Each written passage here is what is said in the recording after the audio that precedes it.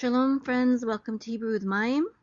In this video we're going to review the definitions of the first three verses, the first three scheme of the Torah portion, Devarim, which is also the first three verses of the book of Devarim, which is Deuteronomy. And of course Devarim means words, and the first Torah portion in Devarim is found in Deuteronomy 1:1 to 3:22. Now I have another video that goes over the first verse letter by letter, so if you want some phonics reading practice, you can find that. It should be in the same playlist, the Devarim playlist, as this one. But in this video, it's just going to be, we're just going to read and talk about the definitions of the words. Okay. So this is ele, which means these, and this is ha-devarim, which means the words, and then this is asher, which means which. Diber means spoke, and this is also related to the title of the Torah portion, Devarim. And then we have Moshe, which is Moses, and then El, which means to, Kol, all, Yisrael is Israel, Be'ever, on that is the part where it's on that side. Be is on, and Ever can be translated as that side. You can also translate this word as at the crossing or across. So Be'ever. Hayarden is the Jordan. Bamidbar is in the desert. Ba is in the, and Midbar is desert. Okay, and then we have Ba'arava, and that means in the plain. So Arava is related to the word Arab, which means like a desert plain or desert valley. And Ba is in or in the.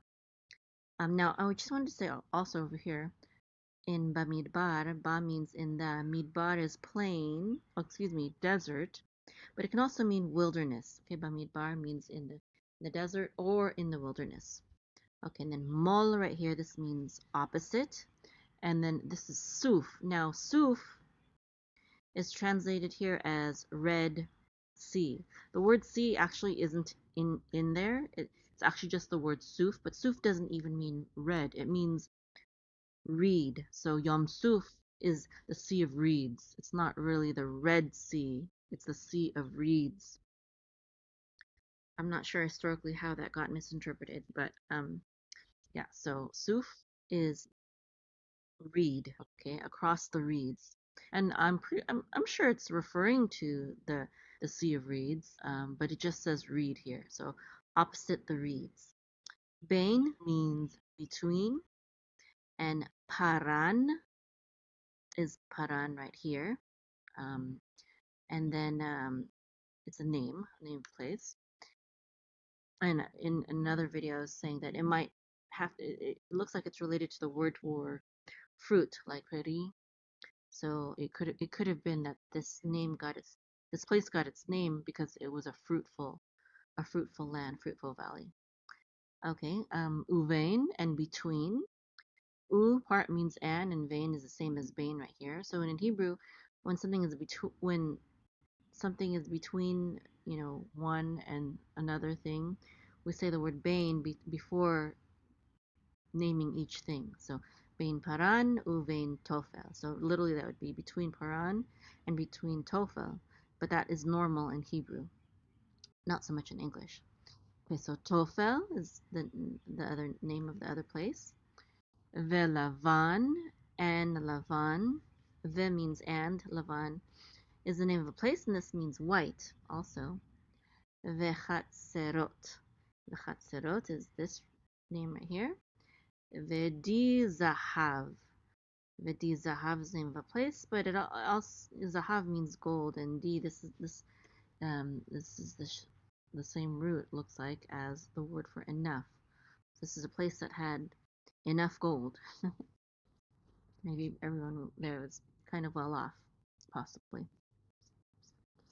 Or maybe it had a sufficient amount of gold. Okay, and then next verse says Achad. Achad means one. Asar is 10, so 1 plus 10, Achad Asar is 11. Yom is day. Over the number 10, you don't use the plural form. You don't say Yomim, which would be plural. You just say Yom, which just means one day. But it's like saying an 11-day journey, right? So days, plural, you wouldn't say an 11 days journey. Although maybe you could, but this is the plural, the singular form of the word. Okay, so an 11-day mechorev.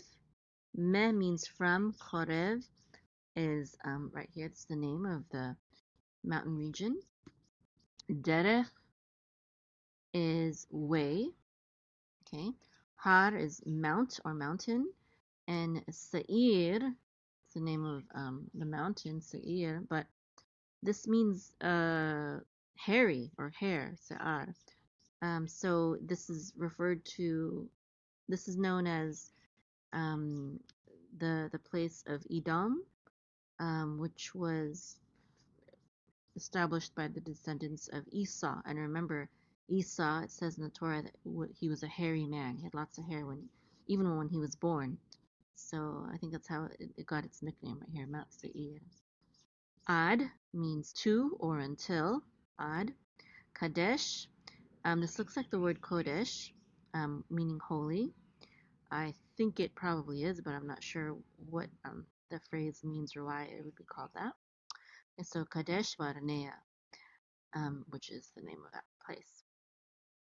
And then the last verse we'll do here, it says Vaihi, which means and it came to pass, or and it was. Okay. Without the vav, it is actually imperfect tense, which means it will be, or he will be. But with the vav, it not only means this vav doesn't just mean and, it also reverses the tense. So instead of imperfect, it becomes perfect tense or past tense. But and it came to pass, or it was. Okay. This is a verb of being, just like the name of the Creator, Yod He Vav He, Hashem. Okay. And then we have here Be'arba'im. Be means in, and arba'im is arba is 4, arba'im is 40. So be'arba'im in the 40 or 40th, shana is year. In the 40th year, singular form of the word year, shanim would be plural. Be'ashte, and this means one. Actually, be'ashte, in the one, in the first of, maybe. Asar is 10. So again, be'ashte asar. So that is 11, or the 11th, in the 11th. Chodesh is month. And it's related to the word for new or renewed, because a month was basically signified by the renewal of the moon. Okay? Chodesh, month. And then we have Be'echad, which means in the first.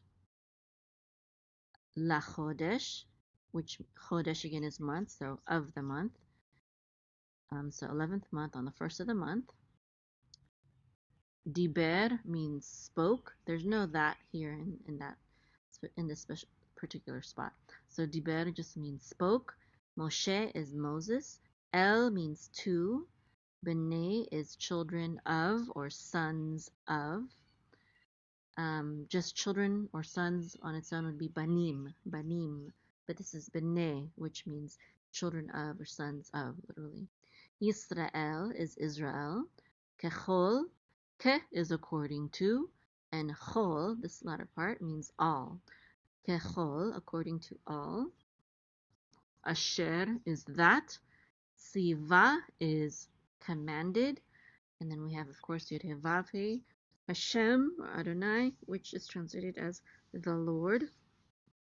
And then we have Oto.